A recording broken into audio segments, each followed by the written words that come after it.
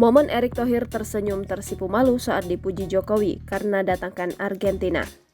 Ketua Umum Persatuan Sepak Bola Seluruh Indonesia Erick Thohir terus menyunggingkan senyuman di samping Presiden Joko Widodo usai menyaksikan laga Timnas Indonesia versus Argentina di Stadion Utama Gelora Bung Karno, Jakarta, Senin 19 Juni 2023 malam.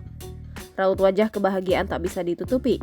Erick Thohir yang terlihat mengenakan jaket merah dengan resleting terbuka itu bahkan tersipu malu ketika Presiden Jokowi memujinya. Presiden Jokowi berpandangan laga persahabatan dengan tim besar seperti Argentina diperlukan untuk meningkatkan pengalaman bertanding Timnas Indonesia.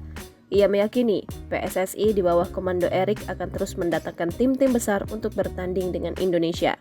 Namun, ia tak mau berkomentar ketika ditanya soal negara-negara mana saja yang bakal didatangkan ke Indonesia.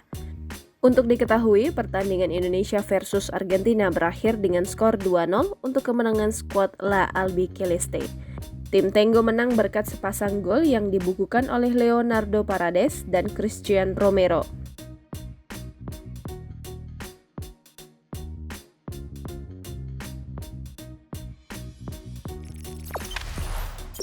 Jangan lupa subscribe, share, komen, dan like ya!